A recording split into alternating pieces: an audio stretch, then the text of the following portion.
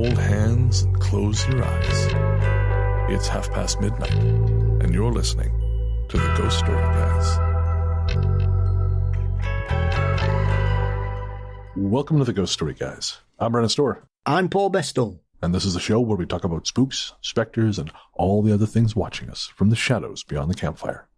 Some conversations only make sense after the sun has set, and this is most definitely one. Thanks for tuning in. This is episode number 174, and we're coming to you from that tiny mountain cabin you dream about, but can never quite reach. Paul, my friend, how are you doing? I'm doing very well. I'm enjoying the spooky time of year and indulging myself in a variety of quality films and generally trying to find something that will frighten me. How's that going so far? Evil Dead Rise, maybe jump a couple of times. Yep.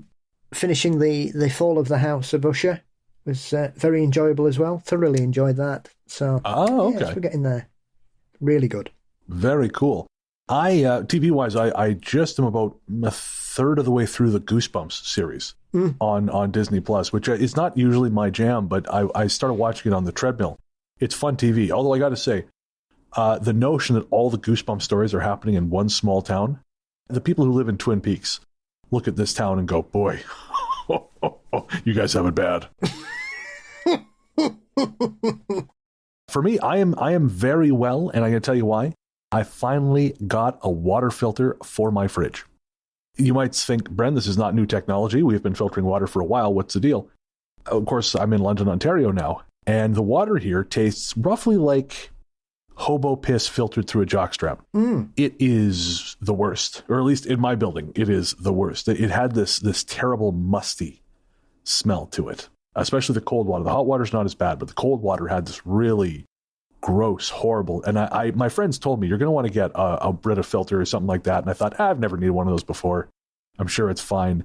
And then I drank a couple glasses of this terrible, well, the way I described this is accurate. And yeah, I was sold. And so I finally got one of these filters. Although I will say, the very first time I used it, because I can't do these things halfway, I got the enormous one. So it takes up, roughly a third of the top shelf of my fridge, but then I always have cold water. However, what I didn't clue into was the fact that if you're going to put it in there, you got to put it right at the back of the fridge, because otherwise the shelves on the door will very gently hold the spigot open, and you will wake up to a very chilly lake in your fridge, which is what I did. So, are you sure it was water? I mean, if it was ectoplasm, I'm never going to know because I just mopped it up with a paper towel and threw it away. There's me one really pissed off ghost in my apartment going, come on, guy, come on. Throwing you a bone here. Yeah. Oh, well, nothing that it does here is going to be any more frightening than anything I've seen happening outside. So that's fine. Okay, I told you I took a walk for the first time out of my neighborhood because I was kind of advised, maybe don't do that, especially at night. But I thought, well, there's pockets that look fine. So I walked from my neighborhood over to this place called Wortley, which is this nice little neighborhood about a half hour, 40 minutes away. And it was fine, except for this one little, I described it to you as sort of a liminal patch. There's just this little patch of about a kilometer that's mostly industrial businesses and a rail corridor.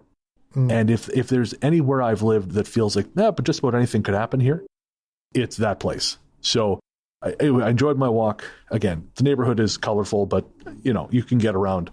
But that particular part of it, it's like with those movies where they don't let you go out of town because town is a simulation. And you're actually, the subject of some 1990s virtual reality experiment. That's kind of what that little boundary area feels like. No, go back to your apartment. Well, you've got to be careful around our end. It's all very nice, but every so often you'll basically see a house that looks like it's just been ripped out of a horror film. Oh, really? Just randomly on the street. There's a house behind where we live, which is incredibly spooky, and someone who lives in it, unfortunately, has a passing resemblance to a serial killer. So that's one of them, and there's a few of them just randomly dotted around houses that you think, I mean, that's something strange there. Judging from the stories you've told me about Sheffield, Paul, I feel like Yeah, there is something strange going on there. I feel like something strange is just behind every third door in that place. Maybe fourth. Okay. Well, that's. Sorry, I was being dramatic there. Speaking of dramatic, this episode is a follow-up to one we've done recently.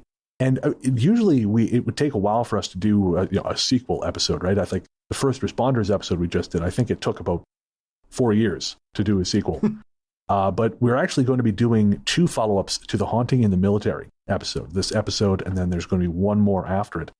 And that's because following on from that episode, we got a lot of email from people who had been in the military or who had family or friends who had. And they gave us some really interesting leads. And then we were recently sent in a story that sort of cemented it for me. And that is going to be the story we finish with tonight. You and I are going to take turns reading that one. It's quite lengthy. I've never heard anything quite like it. And for those of you who are sensitive to violence, and we'll mention this again when it happens, it is a very violent story. You know, maybe the story itself isn't violent, but it deals with the aftermath of violence. It is from a listener who was a medic in Afghanistan, so it deals with medical procedures and things like this. So again, it's intense, but I think there's enough imagery there, and I think there's enough meat there that it's worth wading through that. But again, we'll do a content warning just before that story starts. But again, we're getting ahead of ourselves. For now, this is going to be Haunting in the Military Part 2, The Man in the Chair. But before we can tell those stories, we have to thank our patrons. This one's for the patrons. Patrons, you are the first half of Full Metal Jacket to our second half, which is to say, without you, no one would even know we exist. And while we'd like to thank all our patrons, right now we would like to thank our latest patrons. They are Malevolent Clamato. They said that one was just for you. They sent me a note. I gathered that. Yes. Janet Kovacevic, Cordes Tarantino, Estelle Ross, Catherine Eschler, Shaddix, Ethany Michaud, Caitlin Park, Dav Cryptes. Oh, that must be Cryptes, the t-shirt, the designer. Yes. Yeah, of course. Yes. Check out Cryptes. Cryptes are awesome. Fabulous stuff. Logan LaCapria. Sarah Hanlon. Guys, thank you so much. We cannot make this show without our patrons and Apple Podcast subscribers, and so to each and every one of you, I say thank you. Your support is deeply, deeply appreciated. And while we'll wait till the end of the show to tell you about all the cool stuff you get, we will say for $1 a month, you get an ad-free feed. Head to patreon.com/ghoststoryguys. That's patreon.com/ghoststoryguys. Or sign up to GSG Premium via Apple Podcasts, and you will get access to, again, ad-free feed, bonus shows, all kinds of cool stuff. We'll talk about that in the C segment. Again, that's patreon.com/ghoststoryguys or GSG Premium via Apple Podcasts. We could not make this show without your support, so thank you. One last thing, shout out to our composer, A Rainy Days for Ghosts. Rainy Days for Ghosts is a project of film journalist and musician Jerry Smith. You can find Rainy Days for Ghosts streaming everywhere you get your tunes, and you can find Jerry's other project, Street Witch, there as well. His latest EP, Haddonfield, which is of course a tribute to the Halloween films, is available now on Spotify and Apple Music. All right, we're going to take a quick break, and then it's time for more tales of haunting in the military.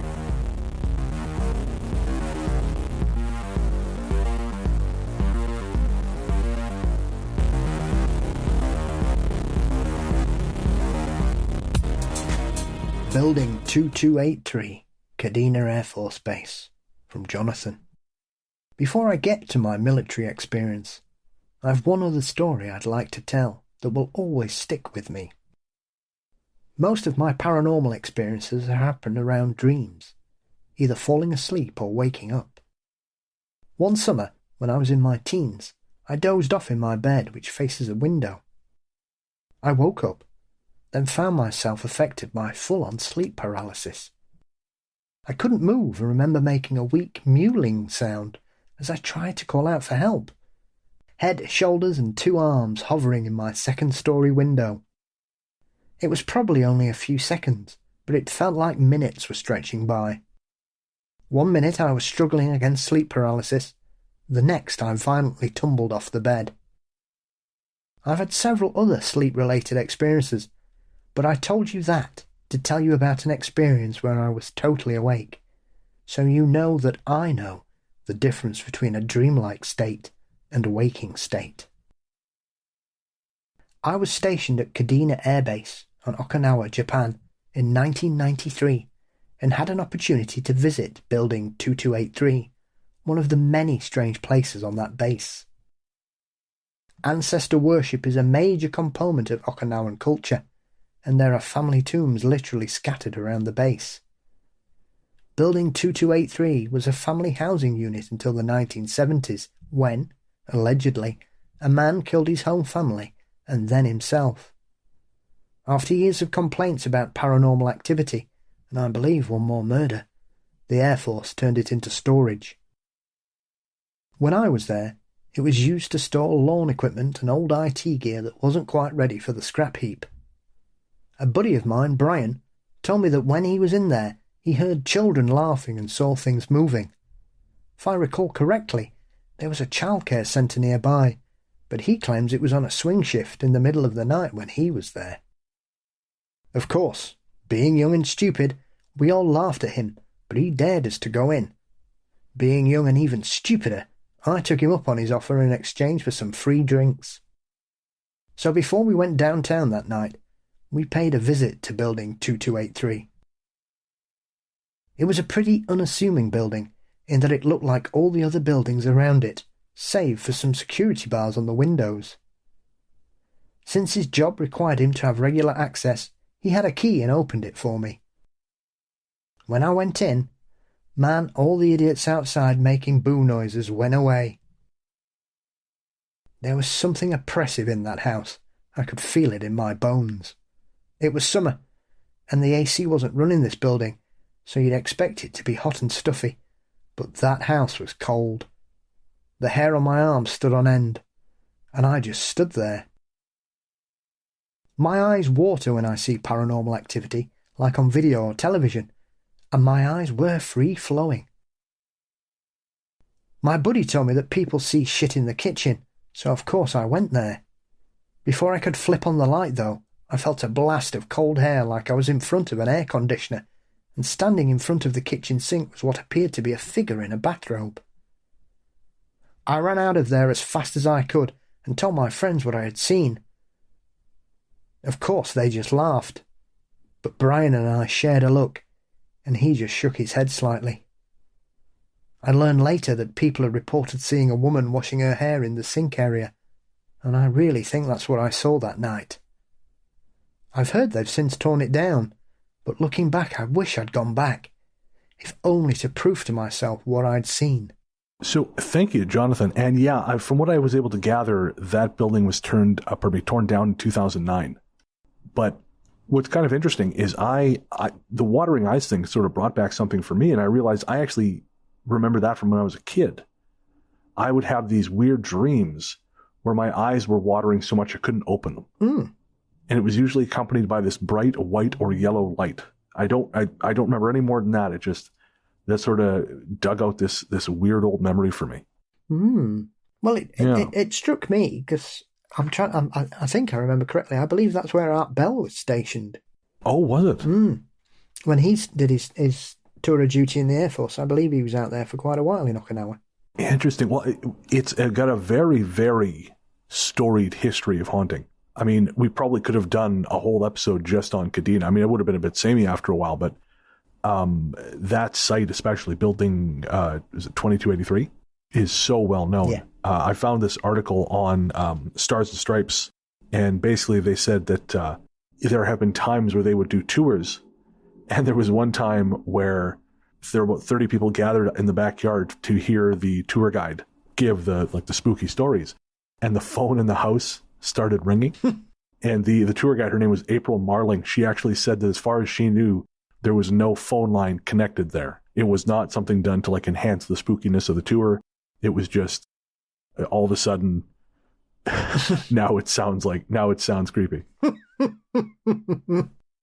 And I guess there was another tour in 1990 where a tour group saw a curtain open right in front of them. And I guess that was the end of the tour. Everyone was done. Everyone wanted to go home after that. And I seem to recall reading somewhere that there is some thought that this was a site of a murder, this building, but there doesn't seem to be any sort of official history to back that up. And I think it was We Are the Mighty did an article on this, and they reached out to the military, and I don't think they ever got a response about it. Well, I can see why they wouldn't want to have a real in-depth conversation about, a family murder on one of their bases.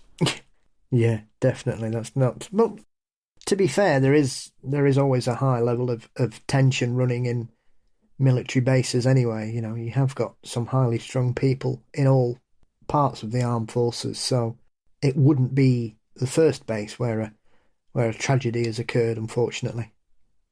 Oh, is that something you've heard before? Yeah, we've had a few here. We've had a spate of alleged suicides here on a particular base, which is leaving people deeply suspicious, shall we say. Oh, interesting. So that's ongoing. Yeah. Oh, yikes. Yeah, it's one of those where some of the people couldn't possibly have killed themselves in the way that the official narrative has said. Kind of like a he shot himself 5 times in the head kind of thing. Yeah, or they used a particular rifle and their reach wasn't long enough to position it in the way that the wounds have been discovered. So the families are not... Are we sure Courtney Love didn't kill them?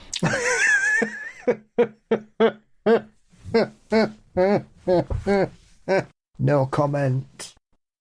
Just looking back at my notes, I made a mistake. It was actually Stars and Stripes, not We Are the Mighty, who reached out to the military regarding the murder at Kadena and never heard back. But apparently there was an interview with a guide, Setsuko Inafuku. I don't know if I'm pronouncing that right, my apologies. This woman was saying that they think many sites on the island were built on or near ancient burial grounds, and they think that apparently the Okinawan culture is very, very, very, very spiritual. I guess ancestor worship is a big part of it. Yeah, yes, it is. And so, they really believe these sites are sacred, and they believe that if you build on them, you are pissing off these ancestors, these spirits. Supposedly, according to the same guide, city officials believe a tomb across the street from that haunted house belonged to an Okinawan samurai warrior. Whether or not, samurai ghosts are particularly angry is not specified. But supposedly there are stories on the base of seeing a spectral samurai. Which would be goddamn terrifying. Yes, it would. Imagine that. You're just minding your own business, you're sneaking a smoke, away from the missus, and all of a sudden you just see Toshiro Mifune riding through on a horse. It's like those 2 chaps who were attacked by Spring-Heeled Jack at Aldershot Barracks in the 1880s. I actually don't know this story. I know Spring-Heeled Jack, but I don't know this particular encounter. Yeah, there was an incident where sentries were assaulted by what they claimed was Spring-Heeled Jack, who was basically sat on top of their sentry box and causing mischief and scratching them and ran off and hopped off laughing manically, disappearing into the woods. And it happened on 2 occasions, I think. And they were convinced it was Spring-Heeled Jack, because it's the kind of situation where you think, well, perhaps it was a hoax, but then again, you're talking about somebody assaulting 2 armed sentries. So I think if they'd had the opportunity, they'd have probably shot him up the arse. It does seem like a dangerous hobby. Or stupid. Well, yeah, or stupid, yeah, or both. Could be both. Yeah. So I like the person in Sheffield in the was it the 1850s? Somebody up here tried to pretend they were Spring-Heeled Jack and got cornered by a group of locals and got leathered. Oh, that city never fails to deliver. Just around the corner from where I am, actually, Graves Park. Naturally. I think we might have some listeners who don't know who or what Spring-Heeled Jack was. Do you mind quickly giving them a refresher? Yes, so Spring-Heeled Jack was a terror of Victorian London who appeared, I think, about 1830s and was notable for attacking people, sometimes in the street. Sometimes he would be cheeky enough to knock on their doors, and as they opened it, he would scratch at them. He had a penchant for attacking young women. Witnesses claimed, and there's some confusion about this, they're not sure if it was artistic license by the reporters or the witness, but one particular witness who survived one of the assaults claimed that he'd shot blue flames into her face I've heard the blue flame thing. That was something I briefly recall being associated with Spring Hill Jack, and I thought it was interesting because so many other high strangeness encounters involved blue flame. So there was that. People described it in looking like he was wearing sort of oil skins and a strange helmet, and had sharp talons and bounced away as though he was like a human kangaroo hybrid. Imagine that mating session. Well, not going on the latest videos I've seen from Australia. The last thing you want to be doing is getting amorous with a kangaroo. I just imagine some guy just covered with hockey pads and Sears catalogs. Anyways, let's not dwell on this. That's like that guy who invented that bear-proof suit. Now you know why he did it? Yeah. Oh, God. I was talking to Chris from Genki Panic via email the other day, and he mentioned he listens to the show and, quite often in the car with his kids, and he said, thanks for keeping the show clean. So, sorry, Chris. I screwed that up. Educational. Yes. You learned what podcasts not to listen to, kids. That's what you learned today. More haunting on Kadena. If you look up Kadena Air Base in Okinawa, you'll find a lot of stories about haunting and paranormal activity happening around the base. My whole family, aside from my dad who was rarely home, experienced very odd and paranormal things in our house, and we were told stories from our neighbor as well.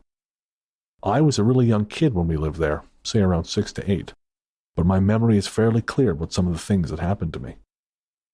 When we lived there, we would tell my mom about all of the experiences we were having, and she would dismiss them. Finally, when we moved away, she told us her own experiences and said she didn't want to scare us at the time. I thought I would finally write some of these down. They're going to be jumbled and disorganized.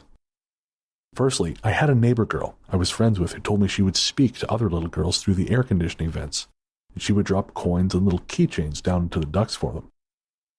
Along those same lines, my older sister once saw a black, gooey mass ooze from one of the vents at a neighbor's house she was babysitting for. The girls she watched would also hold loud conversations in their bedrooms and would play with their friends in the walls during their bedtime. I was playing with dolls once in my shared bedroom with the door shut. I remember the doorknob kept twisting and opening every few minutes, and I just told it to stop, and it did. On another occasion, I noticed one of my stuffed animals missing, and my mom has thrown it away. Apparently, I told my mom that the plushie was whispering to me, and I wasn't sleeping because of it. I don't remember any of that, though. My older sister and I shared a bedroom with bunk beds, but we both slept in the bottom bunk together because there was just an odd presence in the top bunk, and that creeped us both out. We all expressed feeling extremely uncomfortable walking up or down the stairs, like something was watching us. Even my mom admitted to sprinting up and down and constantly checking behind her for eyes. My little sister had her own bedroom, and her toys would constantly go off at night, even if they were turned off. My mom told us when we were older that my toddler sister and her were laying down for a nap, and she heard something in the room say, "I love you, Mommy." Confused, my mom said, "I love you too." But my sister said, "Who is that?" Or something along those lines. My older sister and I weren't home. We were playing at a friend's house at the time. There's something about children who say that they're talking to people who live in air vents or the walls that always raises the hairs on the back of my neck. No, thank you. Yeah, I second that. Again, maybe it's just because horror movies have conditioned us, but whenever kids say things like that, it just adds that extra little bit of horror, extra little bit of terror, because you're thinking you shouldn't know this, you shouldn't know. And I got to figure if he's an enterprising kid or she's an enterprising kid, maybe they're using that, Like obviously this really shits up Dad when I talk about the kids in the walls. And he takes us out to get ice cream, so we're not in the house as much. So we'll just tell him a little bit more about this is basically how the blue avians were born. Well, it always reminds me of that meme of somebody saying, was it their niece? Her niece said to her, the people in the wall don't like you. And somebody replied and said, well, you need to try harder then to impress the people who live in the wall. Yeah. What? You need to figure out what you have to do to become someone the wall people are proud of. Yeah. Yikes. Who are the wall people? Right? I bet they ask themselves that when they're having a bad day. Like me, trying to figure out why I can't get the audio to sound the way I want it to tonight. Why? Who are the wall people? Why are the wall people? Never mind what. Why are the wall people? Who? Why? What? Where? When? How are the wall people? No one asks how. No one expects the wall people. I would say that is a factually accurate statement. No one expects the wall people. All right, so we have one more story from Kadena, and I thought instead of doing that as a separate segment, I just have you read that one here. What do you think? Yeah, let's go for it. All right. Shadows on Kadena. From the end of 5th grade till the end of 8th grade, which was about 2002 to 2005, I lived on Kadena Air Force Base in Okinawa, Japan. There's no other way to say this. The house where we lived was fucking haunted. Keep in mind whilst you're reading, the Battle of Okinawa was one of the bloodiest battles of the Pacific during World War II, and its current population is about 1.4 million. The island is 70 miles long in length and averages 7 miles in width. Paranormal experience I want to share with you happened in my bedroom. In there was a mirror which I could see myself if I faced a certain way. As I was trying to go to bed one night, I suddenly felt like something was watching me, and at that moment I felt an incredible amount of fear. My heart was beating out of my chest, and with a quick glimpse in the mirror, as I was laying on the bed, there was a tall, shadowy figure in the shape of a man. But this man had no face, and he was standing directly over me. The shadowy figure wasn't a solid human shape, but rather looked like it had an all-black robe on with wisps of black smoke coming from its body. The moment I saw the figure, I was frozen with fear, but I managed to put a blanket over my head, and I stayed under the sheets for what seemed like forever, and eventually mustered up the courage to peek into the mirror to see if the shadowy figure was still looking at me. I lifted up the sheet, and with one eye peeked into the mirror, and in the mirror I saw that the figure had moved even closer to me than before. Again I retreated under the sheets. After a few minutes of staying absolutely stock still, I started to hear knock, knock, knock from my closet door. Once that happened, I said fuck it and sprinted to my parents' bedroom and jumped into their bed. I was in the 8th grade and my dad was in the army, so his reaction was a little bit, "What the hell are you doing?" He told me to go back to my room and I absolutely refused. My mum believed me and showed me some pity and allowed me to sleep in their bed that night. My dad was stationed back to the States about 2 months later, but I'll never forget that night in Okinawa. I tell you, Dad, I don't care what you say. If there's suddenly knocking in my closet, not only am I not going back to my room, I am out of this house forever. I'm going to pack up my hobo stick and I will seek my fortune out on the rails. There is no way in hell I am going back into a room where something has knocked from the closet. Yeah, it's all happening there, isn't it? We've got shadowy people, glimpses of strange creatures in mirrors, the paranormal protection of a child's blanket, and then we've got a haunted closet jumping in, as well as Dad being a dick. It's all happening. That's true. Yeah, I forgot. Yeah, we got Dick Dad in there too. We got it. Really, it's sort of like the Ghost Story guy's bingo card. Alone at Eielson Air Force Base, from Ashley. This story takes place in the interior of Alaska during the winter, so it's hella cold and hella dark. I was only 16 years old and driving home for my closing shift at Blockbuster between midnight and 1. At the time, my dad was active duty. We were living on Eielson Air Force Base. After getting through the base front gate, I got to the four-way stop that was located near the flight line. At the stop sign, I noticed a figure to my right. I couldn't make out any specific features besides his attire. He was wearing a thick parka with a fur-lined hood up over his head. Since he was standing by the stop sign, I immediately thought, oh, he's just wanting to cross the street. When there are pedestrians that cross in front of me, I usually try not to be a creep and watch them as they make their way to the other side. Hooray for social anxiety. So when I saw the figure to the right, I stayed at the stop sign and glanced down at my MP3 player as I was waiting for him to cross the street. Seconds go by and I begin to think, why hasn't he crossed yet? Do I need to do that whole go ahead and cross hand gesture? I looked up and found nobody there. I glanced around, shrugged my shoulders, slowly pressed the gas and continued home. As I was driving, I began to really analyze that experience, and it started to make little sense. As I stated before, this is during the winter, around midnight on a military installation. In reality, there should not be anybody out and about. Winters in the interior of Alaska are cold as hell. No sane person is wandering around when it's minus 30 to minus 60 Fahrenheit. Mind you, that was near a flight line. There are no large trees or any sort of big structures. Definitely no place for a person to hide behind. By the time I pulled in the driveway, I was baffled. Enlisted military are issued large parkas for the winter, but also large parkas are worn by the Alaskan natives. I've always wondered what spirit I came across that night. I don't know what spirit it was, Paul, but I bet that spirit was fucking cold.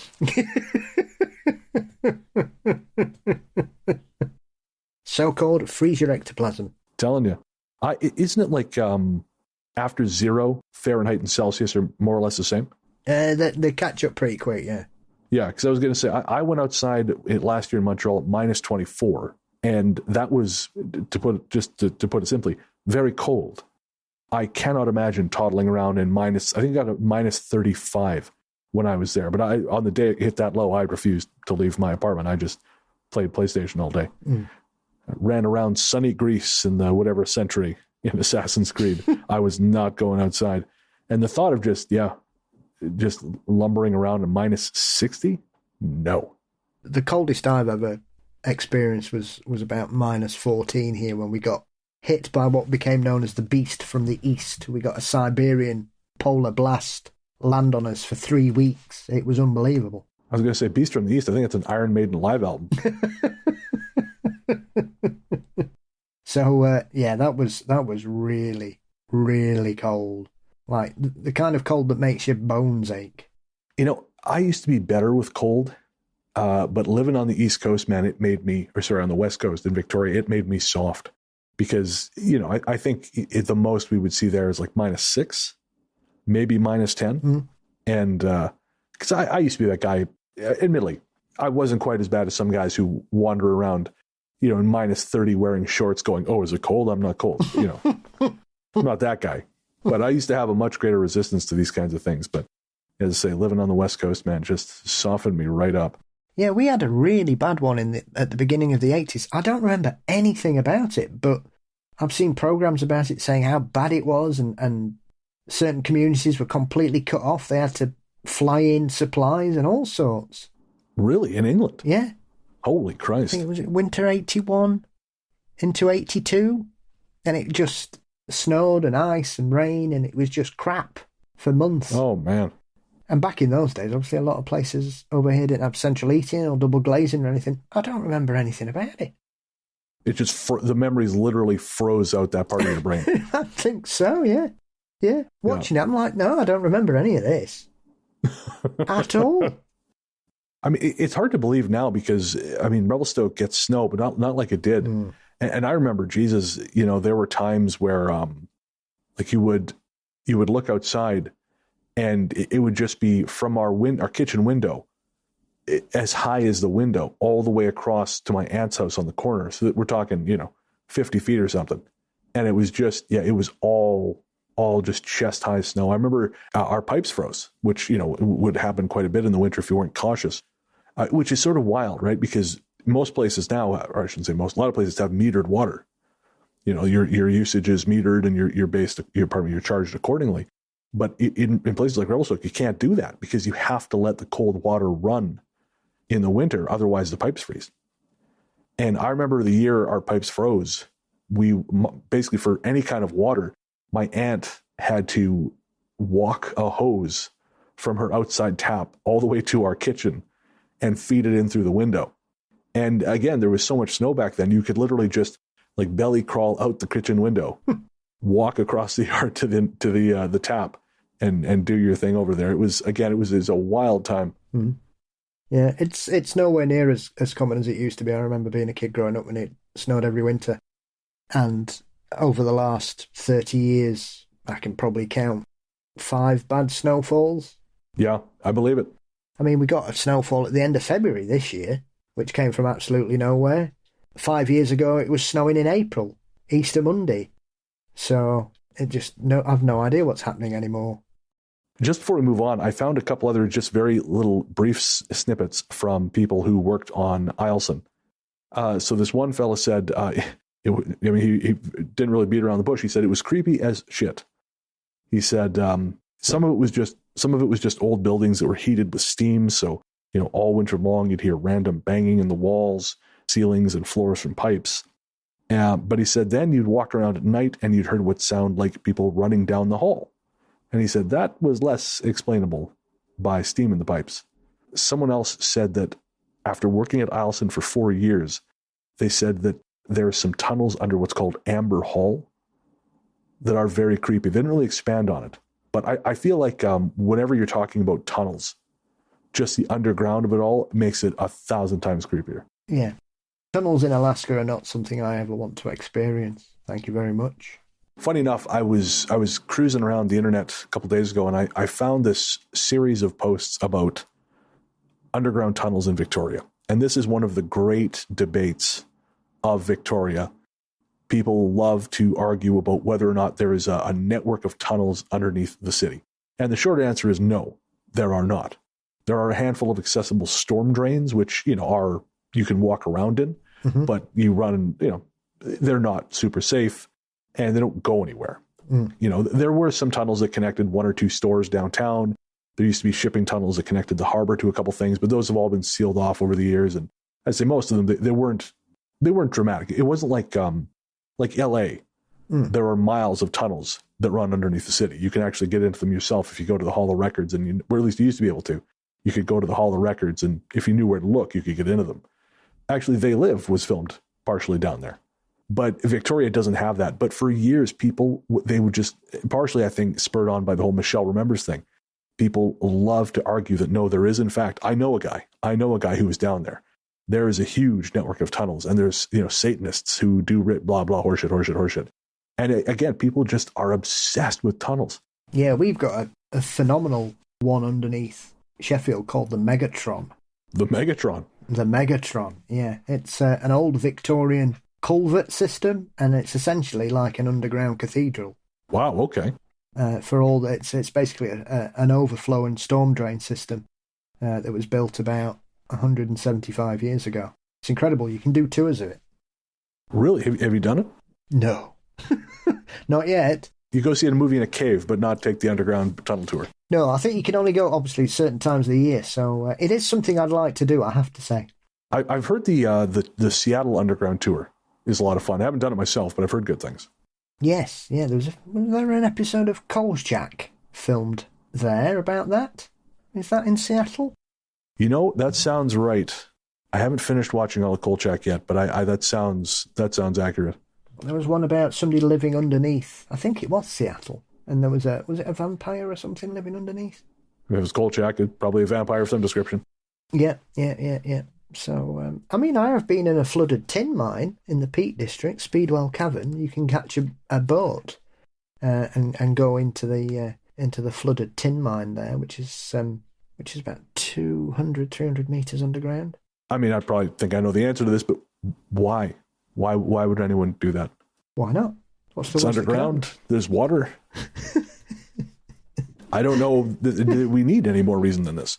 Yeah, you have to be careful as well. You haven't got much headroom there either. You've all got to wear your hard hats and stuff. And you've probably got about, from where you sat in the boat, you've probably got about, 4 or 5 foot till you hit the roof. No. Like caves, bad. Water, bad. Combine these things together, the two wrongs making a right thing does not apply. No, I found it was cold, but interesting. Fascinating. It just seems like nightmare fuel to me.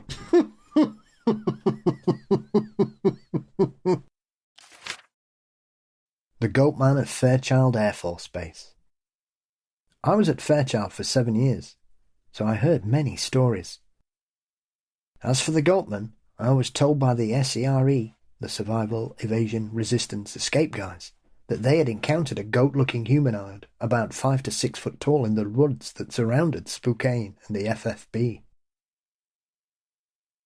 Supposedly, at one point way, a K9 cop got dispatched because a perimeter alarm sounded on the SER side at 2 a.m. He was out there following up along the fence in the dark when his dog went completely nuts. It ran into the bushes. The cot heard a whimper, and then saw, through the light of his flashlight, the goat man carrying his canine away. I was with the 92nd SPS from June 85 through to July 87. Our visitor, who was called the goat man, was quite a ghost. The nuclear storage area had several sensors outside the secure fence, just inside the 30-foot clear zone. On a few occasions, I was in the tower with the operator. The sensors started to activate in an entry pattern. When they do that, the camera activates and shows a black and white picture of the area. When the camera activated, there were 3 of us in the tower at the time, saw a black figure starting to climb the fence. My team member and I hauled ass from the tower and raced to the area. A nuclear storage area, or a weapons storage area, WSA as we called it, because we could not officially say nukes, is a big patch of land, normally with a conventional storage area or a CSA located right next to it. As we got to the intrusion area, the tower operator immediately notified us that he'd received an exit activation in a direct line from the entry point, right straight across the entire WSA. I saw the thing as it started to climb the fence. I swear it turned round and looked right at us, not just the camera, but right at us. It was always a running joke with us. The goat man, but those who have seen it, or been around someone who had seen it, know better. Needless to say, this thing scared the hell out of me. The first time I saw it, it was raining, and I was on a midnight shift. Jim and I were parked next to a nuke structure barn door. Our vehicle was parked as close to the door as we could be. My side, which was the passenger side, was just inches from the door, so I couldn't exit the vehicle, if you can imagine that. And to see this thing between 2 bunkers, inside the WSA, running towards me, I was scared, and I'm sure it showed, because like I say, they activated every light in the area, calling all team members out to conduct a search. If Jim had not been there right beside me when I saw it, I don't think anyone would have thought too much of it. But when he told the CSC, I was new and this was my first night in the area. They made sure there were no exercises being conducted, and then called for radio silence while the entire fire team searched the area. Grid pattern, top to bottom and side to side. It took the better part of 2 hours to do so, too. I say no to the goat man, whatever it is.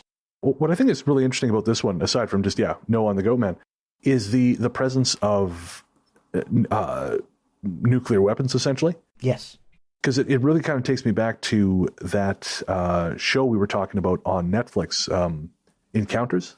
Mm-hmm. And there was that episode where they talked to, they were dealing with the nuclear fallout from the Fukushima disaster. And there's some people who claimed to see UFO activity in or around the presence of nuclear sites. And I was kind of curious to know where you kind of came down on that.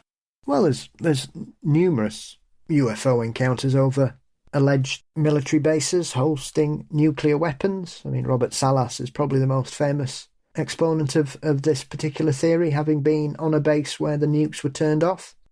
I know there are stories that Paul Stonehill, who's a Russian ufologist, has uncovered from the Cold War era, where Russian bases were also targeted and neutralized for a period. There's plenty of them out there if you look for them, not necessarily in regards to paranormal activity. I know there are a couple of stories in regards to people being maimed in silos and then that area becoming haunted again. But yeah, there's a long history of strange lights being seen. I know there are a few cryptid stories from some of the lower 48 as well.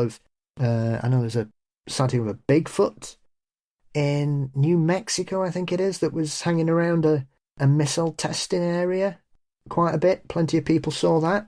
So I'm not surprised, to be honest, but obviously with it being the Goat Man, who knows? I know there are a couple of states that claim the Goat Man as one of their cryptids. Oh, really? I didn't realize the Goat Man was something that had turned up in other places. Oh, yeah. I'm trying to think if it's if it's Illinois or Wisconsin. There is a Goatman somewhere. I mean, there's a Goatman Bridge, isn't there? Whereabouts? I'm trying to think. I mean, the Goatman Bridge is notorious because it's an actual railway bridge. There is still in service, and people have been killed on that bridge looking for the Goatman because they seem unaware that train tracks usually mean a train and have been either run over by the train or have thrown themselves off the bridge to avoid the train and died that way. Right. Oh, Brandon just did a show on this, right? Yeah, there's one down there as well, I think. Yeah, I one of his because he's doing that series of shorts on like leading up to Halloween, and I feel like he just did something about at least it was about a train bridge that some particularly unclever folks have gotten themselves hurt futzing around on. But was it a Goatman? Yeah, I think Goatman Bridge is in Texas. Oh, okay. I'm just trying to. Oh, you know what? It was the. This was not a ghost train. It was the ghost. Pardon me. This was not a Goatman. This was the ghost train of Iredell County. It was the Bostian Bridge, and he was saying he actually specifically mentions at the end of the episode, if you're going to hunt for this thing, if you want to see the ghost train, don't do it on the bridge. And he said this is not out of some kind of woo-woo reason. This is because trains still run on that bridge, and people have been killed. And again, it never ceases to amaze me how many people will screw around on train tracks. Oh, yeah. Yeah. Happens all the time. Yeah, man. I mean, I grew up across from a train yard, same as you. And it just, we were taught from an early age respect for the trains. We were taught respect for the bears, respect for the trains. Be aware of the things that are bigger than you and will whoop your ass. That was sort of the central tenet of most of what we were taught. Yeah. I had a childhood friend killed playing about on a disused train line. Oh, God. Were they struck, if you don't mind me asking? They were crushed by a carriage door because it was an old coal. Was it an old coal carriage? So there were really big, heavy doors, and the door slipped and crushed him against the other side of the door frame. Oh my God, that's horrific. Yeah, he was only about 10, I think. Oh, Jesus Christ! Yikes! So it is strange. I mean, we used to knock about a lot when we were kids because when you're a teenager, you're kind of that stuck age that you're too old to be sat at home and you're too young to be out enjoying yourself in pubs and stuff. So you're kind of in that twilight world of mid-teens where you're just lost. And it was the only place where you could stand and it would be pretty quiet. Nobody would really bother you. You could just hang around with your friends and smoke cigarettes and talk crap. So you pretty quickly got your head around. You can hear a train coming a long way away, right, if you know what to listen for. But we used to do stupid things like put coins on the track so the train would flatten them. And then we go, oh, look, I've got to flatten 1 pence. I think that's a time-honored this was some time-honored tradition. Although we were discouraged from that because we were told that the coin would fire out like a bullet and kill someone. We did not have a real strong grasp of physics in Revelstoke. Yes. So, always have a healthy respect for trains and train tracks. You've always got to have your wits about it. It baffles me. We see it all the time here. There's always videos shown on the news here of people driving across level crossings when the bridges have come down or trying to run through them. People stopping on the tracks, taking pictures. You're just like, what are you doing? Oh, I mean, there was that time a couple of years ago when my cousin was not well in Vancouver. And once he was feeling a little bit better, we would go for drives. And there was that one night we were out for a drive, and I want to say Langley or New Westminster, one of the two. And the train crossing guards, like the arms, came down after we had crossed one of them. So we were in the middle, and this massive freight train was coming. And I tell you, man, that thing passed probably within 15 feet of us. And the force of it, the ground shakes. It's terrifying. And I'll never forget the feeling of, well, the arms are coming down. What do we do? And mother of mercy. Yeah. Mike and I think, in our final moments, there will be nothing that God or his devils can throw at us that will be anywhere near as frightening as that train. On a lighter note, one of the greatest ever clips on YouTube is a travel vlogger who stood next to a train track somewhere in Asia, and quite why the train driver takes a dislike to him, but as the train passes him, the train driver sticks his foot out and just kicks him in the head. I shouldn't laugh, but I will. That's rough.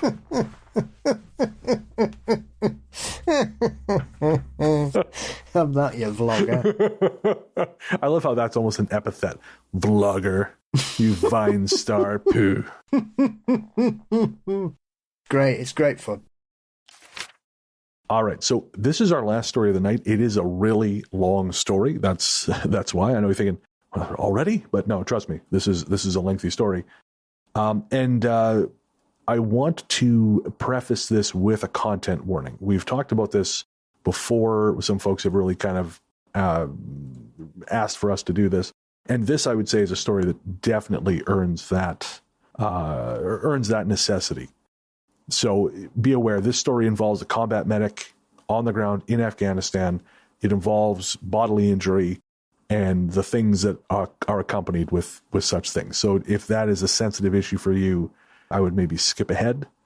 As always, I put in the show notes time codes for the various stories, and that should help you navigate around.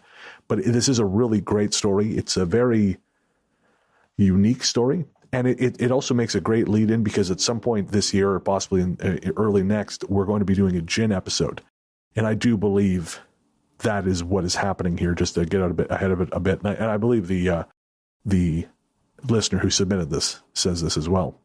And also, I want to shout out to Scary Stories NYC on YouTube, who often will listen to our stuff and comment, which we always appreciate. And they joked that this anonymous person sure is a busy guy with all the stories he writes. And yes, our anonymous is very, very busy. And always remember, if you want to send us a story but you don't want your name read out, we can have Mr. Anonymous take it on his big, broad shoulders, and he will do that for you. On the subject of content warnings, Paul, just before we get into this, I am about 30% through Mike Brown's book. I can't remember what it's called, but I picked it up on Audible, and I was listening to it the other day. I actually had to turn it off because there was a story in there that was so upsetting, and it was graphic. This descriptions of what happened in that case they were graphic. And man, I haven't been affected by something that viscerally in a very long time. You ever have that anymore? Do you sometimes listen to? 'Cause you listen to more true crime than I do. Do you ever find yourself affected by these things? Oh yeah, yeah. I'm glad I'm not desensitized to things.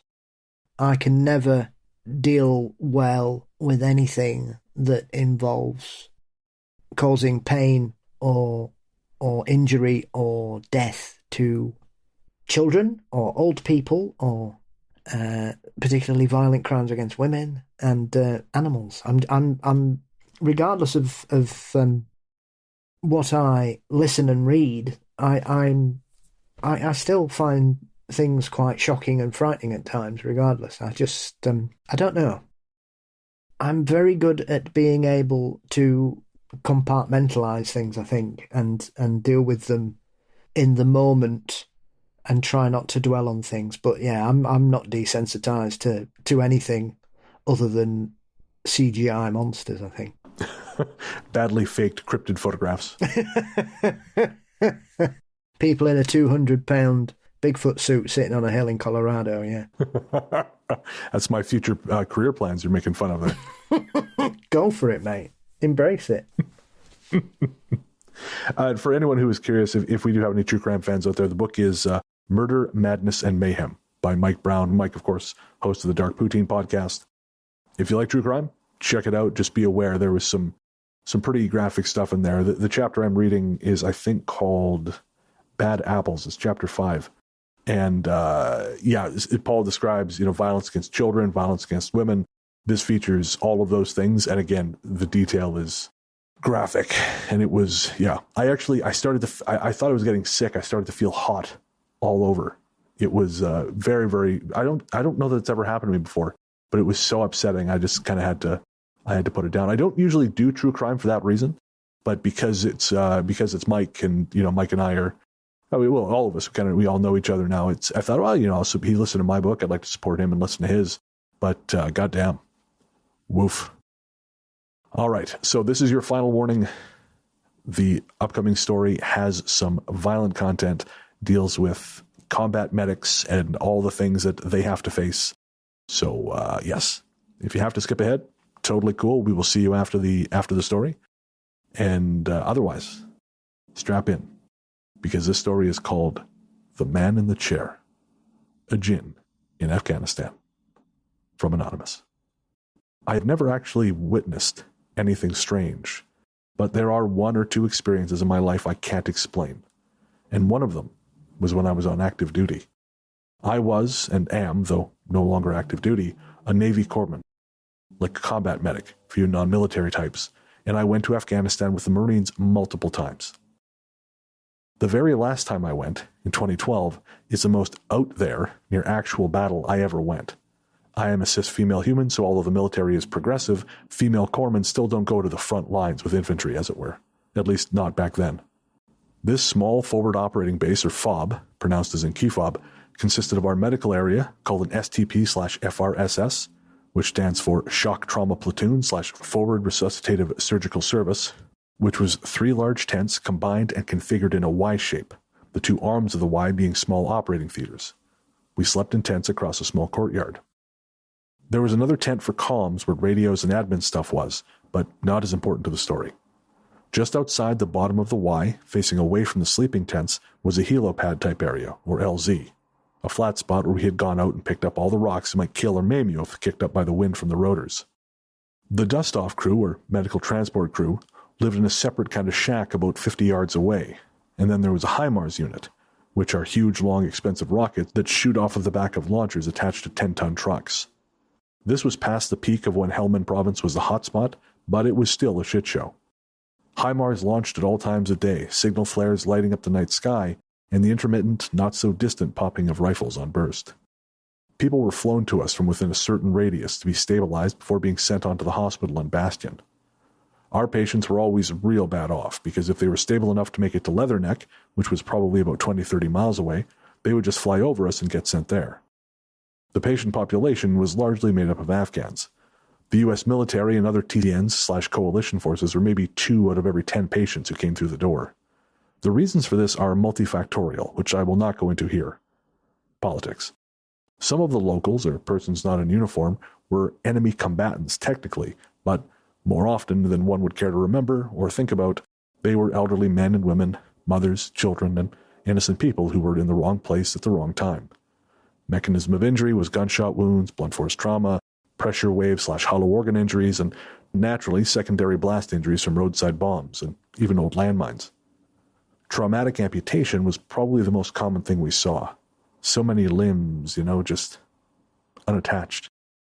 Some of the time when people arrive with their limbs amputated or hanging by a little bit of tissue, we would send it along to the patient to Bastion, the British military hospital, in the case that it may be viable, meaning there was a possibility of surgically reattaching the limb or appendage.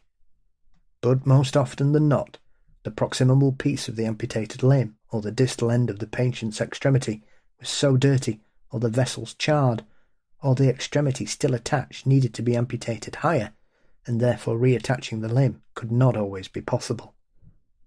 The protocol, however, was to bag the amputated piece, label it, put it on ice, and send it with the patient when they were transferred, and let the surgeons at the higher echelon facility make that decision whether reattachment was possible or not. It is important to note that, at this tiny middle-of-nowhere place, we didn't have a medical-grade incinerator to dispose of the biohazardous waste. We just had to burn the biohazard in an open-pit fire. So we would take our biohazard, including large samples of tissue, to the most distant corner of the FLB, where the burn pits were, and burn it with all the other trash. Biohazard was burnt separately, and as medical, we were responsible for burning it and making sure it was well, all the way gone. Yay. One day, we received radio to expect multiple patients due to an IED blast in IAOR, which is our area of responsibility. We had 13 medical personnel, 5 medics beside myself, 2 anesthesiologists, 2 nurses, 2 orthopedic surgeons, and 1 emergency medicine doctor, who was the medical director. A mass casualty situation was considered anything that could quickly exhaust our capabilities, which, at these numbers and inability to get resupply, could be as few as 4 critically wounded patients at a time. On this particular day, however, we got 9 seriously wounded patients all over the period of 3 to 4 hours. I'll spare you the medical and logistical details of how this all went down and fast forward to where we start to get to the paranormal aspect of this story. Let's just say it was all very hectic until everyone was stabilised and transported to Bastion. Other emergency medical persons can probably tell you that you kind of go into autopilot, just doing what needs to be done, and the mental and emotional processing happens afterwards, whilst cleaning up literally and figuratively. Me and another medic were doing the physical clean-up of one of the ORs when, in a pile of bloody and discarded clothing, lay a human foot. In the effort to get the person stable, packed for transport and onto the helicopter, the amputated foot had been missed, and the patient transported. It was easily possible to figure out whose foot it was by reviewing the documentation, but me and this other corpsman were tired, mentally burnt out, and to be perfectly honest, jaded. Besides, it had been hours. There was no way this foot had live, viable tissue anymore. It would not be able to be reattached. We threw it, along with the bloody clothing and drapery, into the biohazard bag to be burned. It was our turn to sit with the biohazard while it burned so that it didn't spread or go out too quickly. We burned it inside of a 50-gallon drum that had been cut short and air holes drilled in it to keep airflow, and thus the fire stayed hot enough to burn most of the material except metal. You had to stir it continuously so the embers moved around and stayed hot and even. The only PPE we had was a scarf covering our mouths to prevent direct inhalation of the smoke and fumes, but it probably didn't protect us from anything at all. We put everything in the bin, and my buddy lit the fire and got it going. We would usually sit and play cards, smoke cigarettes, whatever, just keep each other company while this was going on. Take turns stirring the contents once it kind of got tamped down to a reasonable level. It was usually a 2 to 3 hour job, then making sure it was all the way out before we would take off elsewhere. Well, we started taking turns stirring. Usually the cloth and paper stuff would burn down first. Plastic would take the longest. Metal would remain, and we would dump it with the ashes in a puncture-resistant container of some kind. Not gonna lie, I don't know what happened to it after that.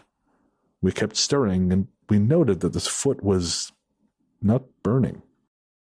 We kind of joked that, thank God it's not, because it would smell. I'm censoring a lot here to prevent people thinking poorly of the military and burnt-out, jaded healthcare workers everywhere. But this foot just keeps not burning. Not disintegrating, just staying there in the coals. Intact. The skin doesn't even appear to be changing color. 2, 3, then 4 hours goes by. We are out of cigarettes. Something was uncanny and wrong with this foot. This foot was defying natural law by not burning. The fire is hot. Standing near it to turn the embers feels like it is burning our cheeks and hands. There's no logical reason why it should be flame resistant. It is human flesh and bone. It is starting to get dark out. Between us and the desert is just razor wire and HESCO barriers. It's dead silent, except again, the uncanny yipping and calling of jackals and hyenas. The night sky in Afghanistan is gorgeous. I've never seen the stars like you can on a clear night with a new moon in Afghanistan. I would lay on top of a shipping container and stare at the sky for hours. But not this night. We were both very nervous and off-put by this foot, and we couldn't admit it to the other. We stared at the foot and the burning coal. The hairs had singed off, and the nails were blackened and curling back, but in every other way it looked totally intact. It made no sense. So we both said, fuck this, the fire is contained, it's nothing but coals and ash, let's go to bed. And so we left it, figuring by the morning it would have burned up. That night, I had a dream. In the dream, I woke up in my cot in Afghanistan, sat up, put on my flip-flops and left our tent where we sleep, walked across the open courtyard area to go into the medical tents.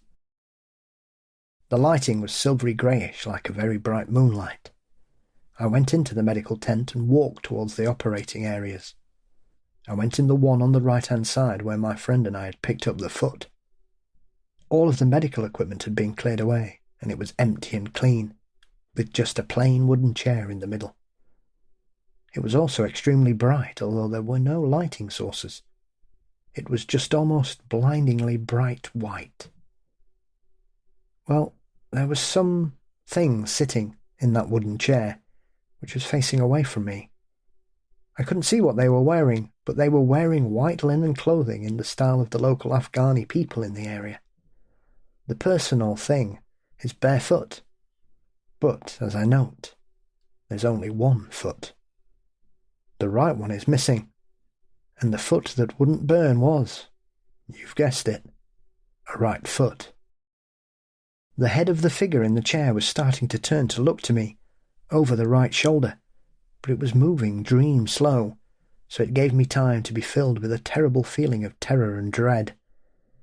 I knew that, whatever it may be, I did not want to see the face or look into the eyes.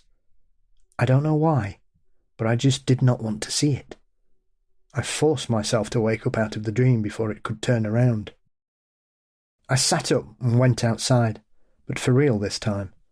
It was that time before dawn where it was just barely beginning to be light, like you knew the morning was coming, but it wasn't quite on the horizon yet. In my flip-flops and PT clothes, I slung my rifle over my shoulder and walked with a purpose over to that burn barrel, and well, sure as shit, that foot sat there, unburned in the now cool ashes. I picked it up, wrapped it in a clean bio bag, labelled it with the patient name, and while I was preparing it to go, my friend who was helping me stir the burn barrel the night before came into the space. He didn't say anything. I didn't say anything. It seemed enough that someone was taking care of it. We brought it over to the flight team first thing in the morning with instructions to drop it off at Bastion on their next round and get it to the patient or to the surgeon, or just away from here. They thought it was odd, but I just told them it had been left behind from the mass casualties the day before. Later, maybe a few days later, I told our interpreter, who was an older Afghani-American gentleman, a sort of truncated version of the story. He sat there and was thoughtful for a little while, but eventually told me, and I am paraphrasing the best I can because I am not an Afghani or Muslim, so this is my best understanding of how he explained it to me. He explains that in Islam, many Muslims believe that on Judgment Day you are full-body resurrected to stand before God and the angels and such, and thus it is a desecration to go to your death without your whole original body, including lost limbs. Of course, sometimes it can't be helped, but it is preferred to have all your parts, as it were, so you can be fully restored when you go on to heaven. He also told me that Djinn, who are spirits of wild and empty places, like exactly where we were beings made of smokeless fire. They were probably rejecting the foot, which feet are also considered dirty and super unclean in Islam, and it is rude to show the bottom of your feet to people, because it is haram and possibly desecrating the fire and wild place of the Djinn with the smoke from the foot.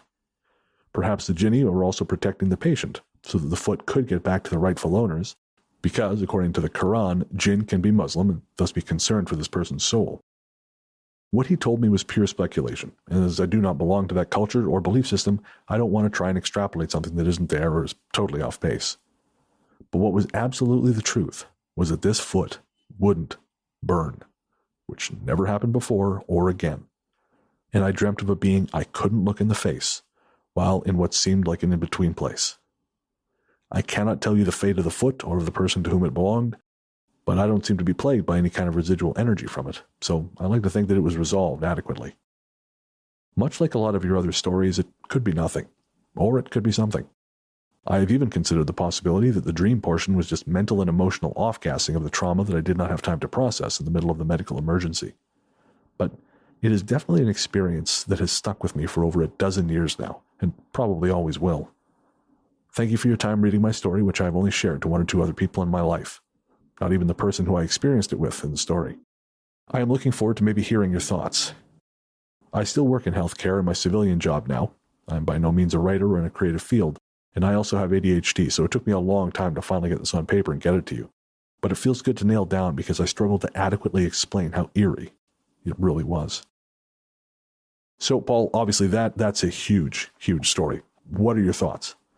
Well, it's eerie that when you have someone who is experienced in the disposal of biohazardous material, that a foot would seem to stay intact other than being singed and the nails blackened, because the temperature for a burn is anything from sort of 70 degrees upwards can give you a nasty burn, and start damaging the skin tissue and getting into the muscle, I think is about 125, 150 degrees. So there is no plausible explanation as to why a foot would remain undamaged in such a hot, ashened burn bin at all. Yeah, this one got to me. Again, this was the whole reason. I was just going to do a listener stories episode, but then I read this and I just thought, no, there's really something here. I mean, I was listening to Strange Familiars the other day, and it came up this idea of saints. You know, there are these stories about saints whose bodies could not be destroyed for some reason or another. And I wondered about that with this. I didn't have enough time to really dig into that, but are you familiar with any cases like those? There are certain stories where we have sort of hearsay and exaggeration in regards to people being unable to burn if they've been put on a pyre or in a fire they are found intact. I mean, obviously, spontaneous human combustion is a passion of mine. Sure. That alone is one of those incredible mysteries, because they talk about the wick effect, which is cannot be conclusively proven. And the only time I've ever seen somebody try to demonstrate it, they've used accelerants and fuel in it, which is not what happens in an SHC case. And parts of the body lay undamaged almost, and this is the thing. Even in a cremation setting, and some people may know this, some people may not, when you are cremated, even though it can get up to like 3,000 degrees centigrade, your bones don't break down. Essentially, once the body is cremated, it is then put into some kind of like washing machine with massive ball bearings in that pound the bones to dust. Right. Fire has no limit when it can reach a certain temperature. You can see the desolation all across the world in certain situations, and house fires and wildfires. It just levels everything. Fire seems to have a passion and a power that even to our modern eyes and with all the information and knowledge we have at our fingertips, sometimes it does things that just doesn't make sense, like it can jump. Or it can burn underground through tree roots and pop up a mile away. It's like water. It finds a way.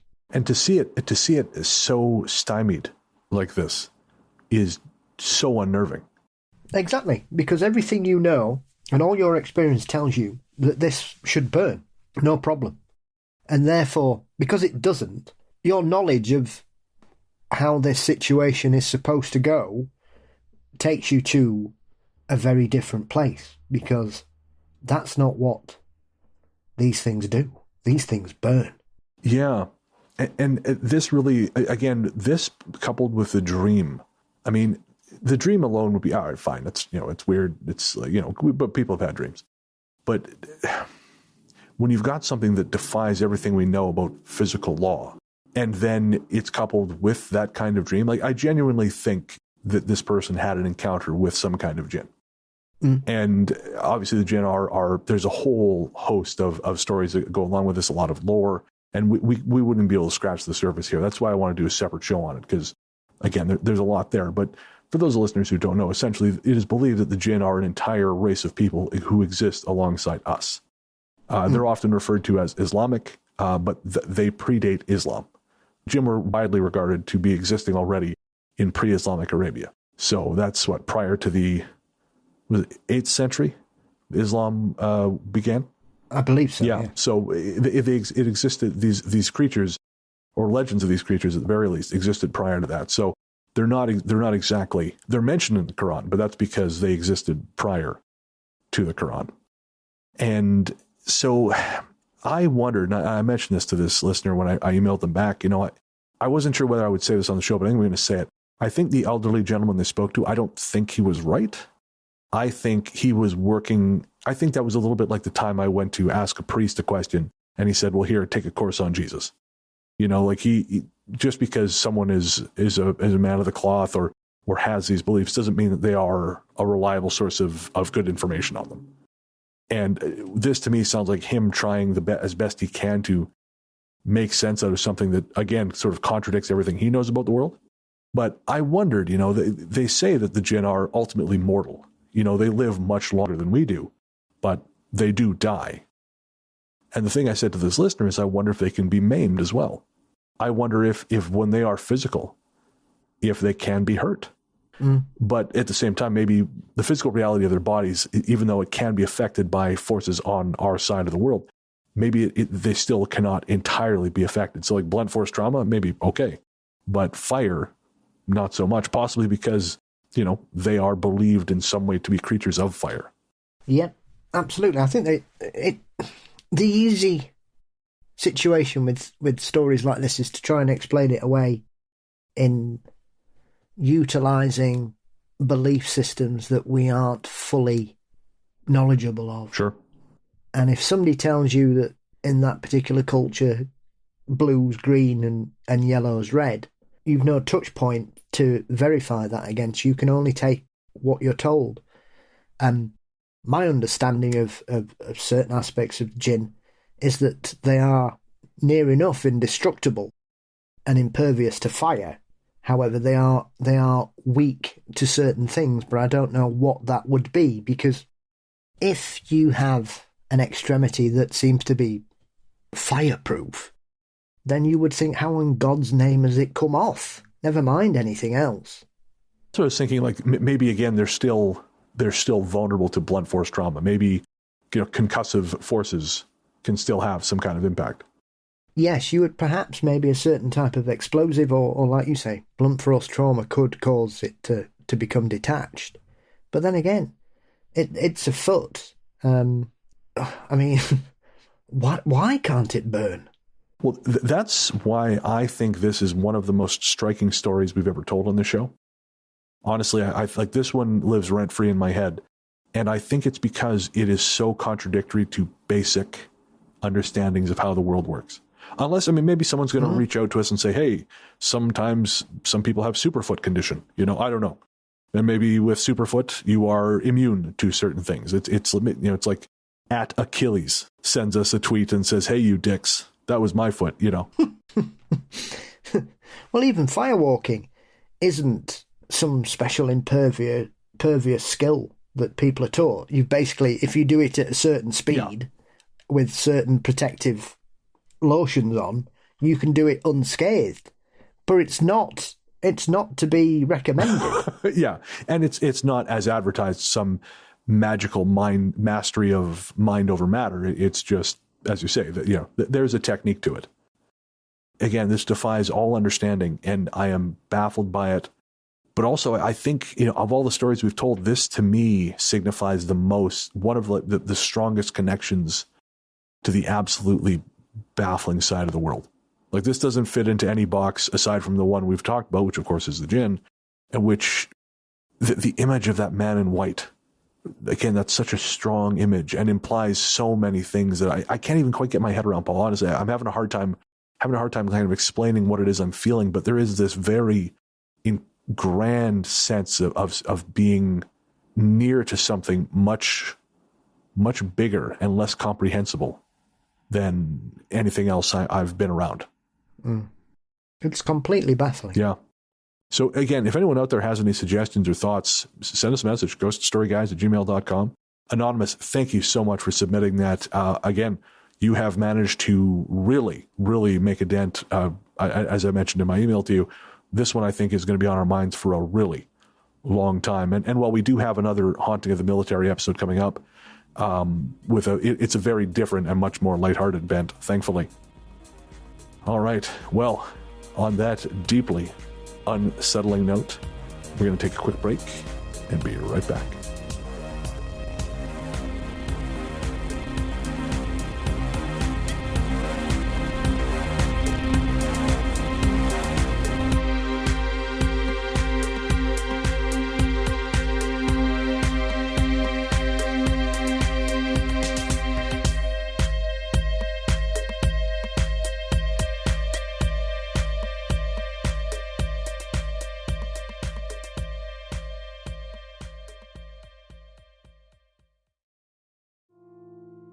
Hey there, listeners.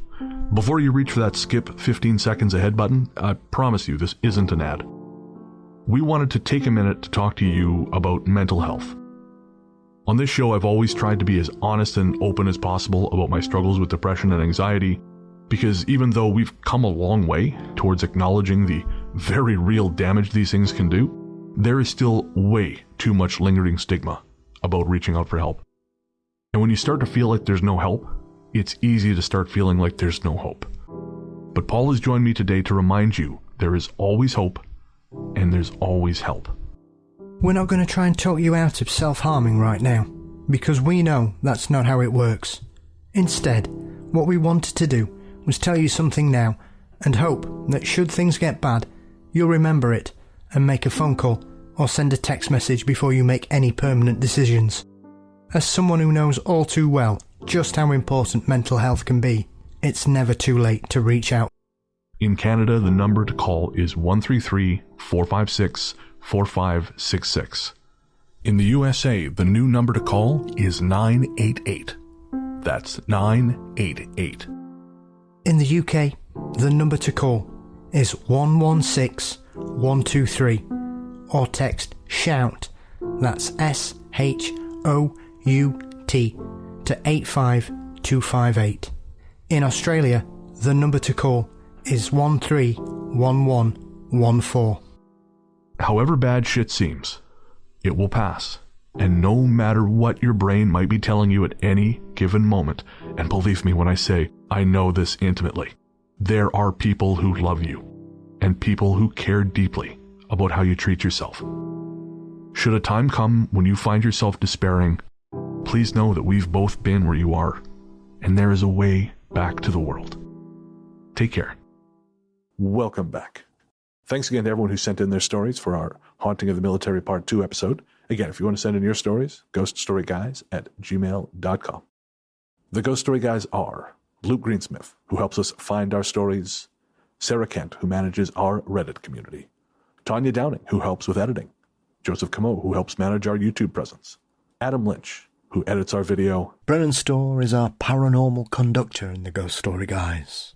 And my co-host is, of course, the one, the only, the inimitable Paul Bestel, the paranormal Johnny Carson himself, host of Mysteries and Monsters. Paul, what's coming up on M&M? I've got the return of Ruth Ropel-Wild for my Halloween show, which is currently out for everybody to check out, where we've got some brand new stories from her latest book, which has just been released, These Haunted Times 3.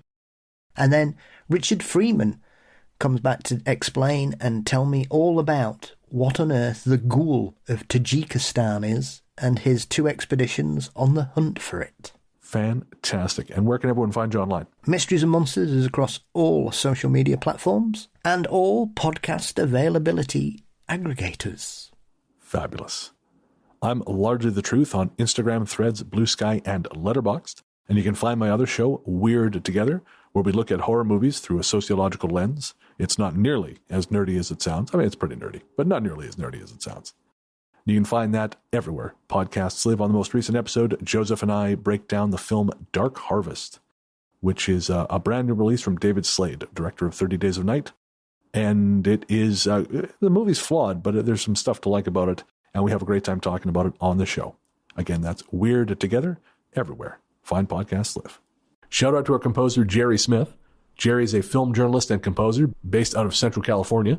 You can find his projects Rainy Days for Ghosts and Street Witch streaming everywhere. You get your music courtesy of Night Harvest Recordings.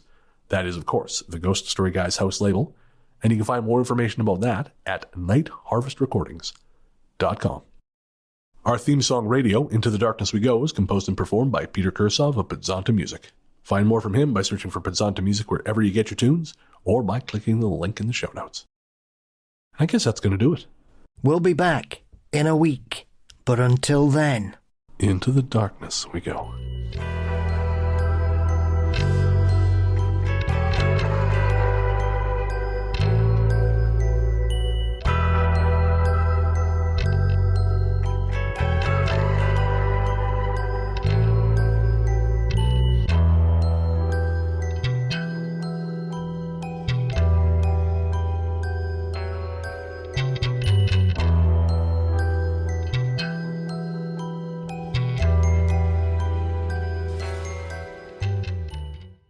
Why would anybody want to be a police officer there? There's all sorts running about. Get out there. I meet one guy named Xander, I am gone. If you have a name that even remotely sounds like it might belong in a horror movie, I am leaving. His name's Count what? Bye. Yeah, somebody named after a type of tree. Yep. Later, Birch. Birch, please. I regret nothing. Well, you never know. But I'm not going to be squeezing my fat ass through anything. I don't want to say I've seen your ass because that doesn't sound great, but sounds like Godzilla's attacked. Actually, I feel like Godzilla would come into the neighborhood and go, "You guys have suffered enough." I'll get you to do me, and then figuratively, of course. Pardon? Sorry, I'm smiling there because Theo snored. I wondered what was going on there.